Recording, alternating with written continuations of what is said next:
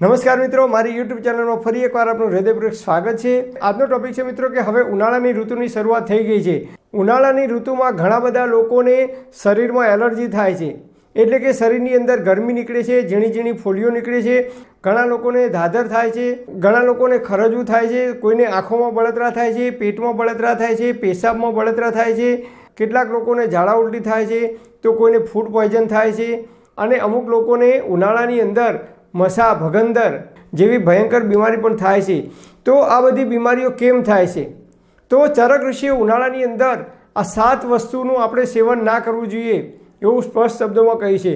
તો ઉનાળાની ઋતુની અંદર આ 7 કઈ વસ્તુઓ છે જેનું સેવન નહીં કરવું એવું આયુર્વેદની અંદર ચરક ઋષિએ આપણને સૂચન કર્યું છે।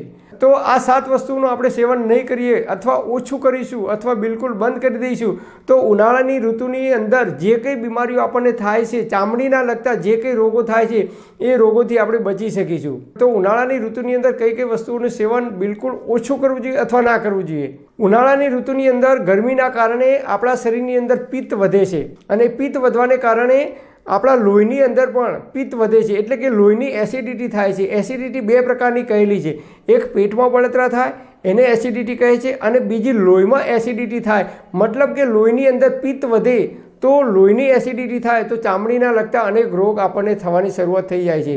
તો આ રોગથી બચવું હોય તો શું કરવું જોઈએ? નંબર 1, સૌથી પહેલાં તો આયુર્વેદમાં ચરક ઋષિએ કહ્યું છે કે ઉનાળાની ઋતુની અંદર કાચું મીઠું બિલકુલ બંધ કરી દેવું જોઈએ અથવા ઓછું ખાવું જોઈએ। મતલબ કે આપણે જોઈએ તો ઉનાળાની અંદર આપણે છાશ પીએ તો છાશની અંદર ઉપરથી મીઠું ભભરાવીને પીએ છીએ, કાકડી ખાઈએ, ટામેટું ખાઈએ કે કાચી કેરી કાપીને ખાઈએ તો પણ આપણે ઉપરથી મીઠું ભભરાવીને ખાઈએ છીએ।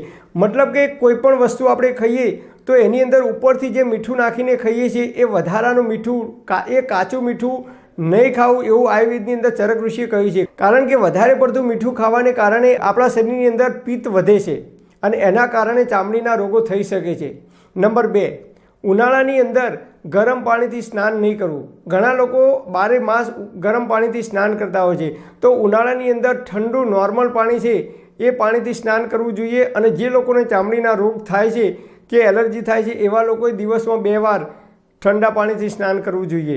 નંબર 3, ઉનાળાની અંદર લાલ મરચું એટલે કે ગરમ પદાર્થો, તીખા અને તળેલા પદાર્થો બિલકુલ ઓછા કરવા જોઈએ અથવા બંધ કરી દેવા જોઈએ। જે લોકોને ઉનાળાની અંદર એલર્જી થતી હોય કે શરીરમાં ગરમી નીકળતી હોય એવા લોકોએ ઉનાળાની અંદર તીખા અને તળેલા પદાર્થો બિલકુલ બંધ કરી દેવા જોઈએ। એટલે કે બહારના જે સમોસા, કચોરી, જે કંઈ આઈટમો તીખી અને તળેલી એ આઈટમો બિલકુલ બંધ કરી દેવી જોઈએ। અને બહારના જે પેકિંગવાળા ખોરાક આવે છે, જંક ફૂડ, સિંગ ભુજિયા હોય કે વેફર હોય, એ દરેકની અંદર મીઠું નાખવામાં આવે છે, એ આઈટમો પણ ખાવાની બિલકુલ બંધ કરી દેવી જોઈએ જે લોકોને ચામડીના લગતા રોગો થાય છે ઉનાળાની અંદર એ લોકોએ। નંબર 4, કાચી અને ખાટી વસ્તુ ના ખાવી જોઈએ, એટલે કે કાચી કેરી અને કાચી આંબલી આ 2 વસ્તુ બિલકુલ ઓછી કરવી જોઈએ અથવા ના ખાવી જોઈએ, કારણ કે એ પિત્તવર્ધક છે। જે લોકોને ચામડીના રોગ થાય છે એવા લોકોએ બિલકુલ બંધ કરી દેવી જોઈએ। આમળા, લીંબુ, દાડમ, અનાનસ આ વસ્તુ તમે ખાઈ શકો છો, એ અપવાદરૂપ છે। નંબર 5, આદુ, સૂંઠ અને કાળા મરી આ પણ ગરમ પડે છે, એટલે ઉનાળાની અંદર કાળા મરી, આદુ અને સૂંઠનો ઉપયોગ બિલકુલ ઓછો કરી દેવો જોઈએ। અને જે લોકો દાળ શાકની અંદર મસાલો વાપરે છે, ગરમ મસાલા, એ ગરમ મસાલા પણ બિલકુલ બંધ કરી દેવા જોઈએ। અને જે લોકો ચાની અંદર ગરમ મસાલો નાખીને પીવે છે એ લોકોએ ચાની અંદર પણ ઉનાળાની અંદર એ ગરમ મસાલાનો ઉપયોગ ના કરવો જોઈએ। જે લોકોને ચામડીના રોગો થાય છે એ લોકોએ આ વસ્તુનો ઉપયોગ બિલકુલ ટાળવો જોઈએ। અને ઉનાળાની ગરમીની અંદર જે લોકોને ગરમી થતી હોય કે ગરમીની અંદર એલર્જી થતી હોય એવા લોકોએ ઉનાળાની અંદર બૂટ અને મોજા બિલકુલ પહેરવા નહીં।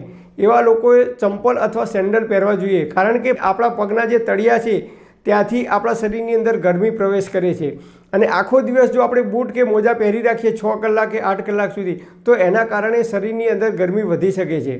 જે લોકોને ઉનાળામાં એલર્જી થતી હોય એવા લોકોએ કોઈ વધુ સમય ગરમીની અંદર ચાલવું નહીં કે બેસવું નહીં કે ખુલ્લા પગે રોડ ઉપર પણ ચાલવું નહીં, કારણ કે એના કારણે શરીરની અંદર ગરમી વધે છે અને ગરમી વધવાને કારણે આપણા શરીરની અંદર પિત્ત વધે છે। પિત્ત વધવાને કારણે આપણા શરીરની અંદર ચામડીના લગતા રોગો થવાની શક્યતાઓ પૂરેપૂરી રહેલી છે। અને ઉનાળાની અંદર જે લોકો વિરુદ્ધ આહાર ખાય છે એમને બિલકુલ વિરુદ્ધ આહાર બંધ કરી દેવો જોઈએ।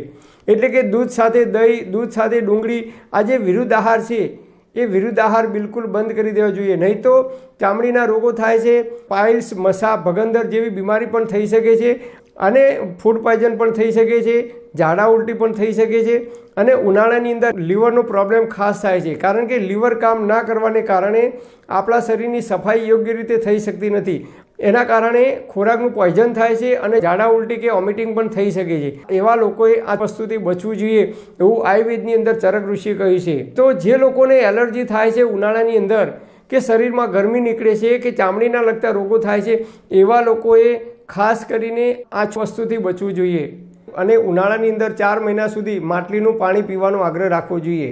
તો ઉનાળાની અંદર આપણે આ રીતે થોડી આપણી રહેણીકરણી અને ખાણીપીણીની અંદર થોડી કાળજી રાખીશું તો ઉનાળામાં જે લોકોને એલર્જી થાય છે કે ચામડીના રોગો થાય છે એ નહીં થઈ શકે.